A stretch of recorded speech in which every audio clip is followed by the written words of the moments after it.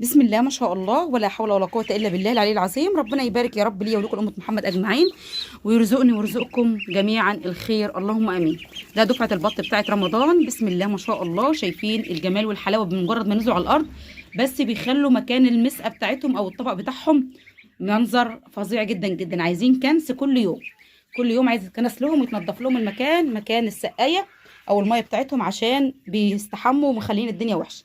فهو الحمى ليهم هو اللي مظبطهم ومخلي البط معايا. بسم الله ما شاء الله، ربنا يبارك. شايفين الاربع بطات المولر، الله اكبر عليهم، فرقوا جدا جدا على ما نزلوا على الارض. بسم الله ما شاء الله. انا زي ما قلت لكم هربي الابيض الخليط، هربيه عشان ارجع تاني نكتر في السلاله بتاعتنا تاني.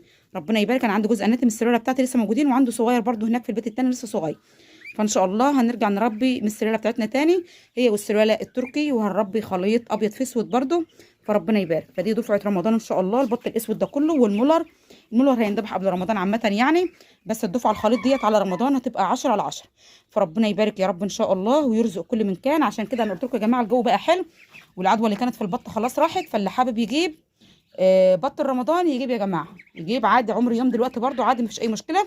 البط لما يبقى ناشف معاكي ومستوى كويس جدا جدا وعمره 6 شهور، تاكليه وانت مغمضه، تبقي بتاكلي الحاجه تبقى طعمها زي طعمه اللحمه الجزاري، طعمه المواشي، تبقى طعمها حلو جدا جدا. كل ما البط معاكي يستوى، كل ما تلاقي طعم اللحمه احسن واجمل، بتديكي لون احمر مستوي جميل. بدل ما يكون البط عمره 4 شهور ويكون طري معاكي، لا، حاولي ان انت تجيبي بط بدري يبقى معاكي عمره 6 شهور، يبدا ان هو يشتغل معاكي، تبداي تذبحيه يبقى مستوي وجميل جدا جدا. فربنا يبارك يا رب ان شاء الله، ويرزق كل من كان يا رب خير الدنيا والاخره. ربنا يبارك لي ولكم ولامه محمد اجمعين.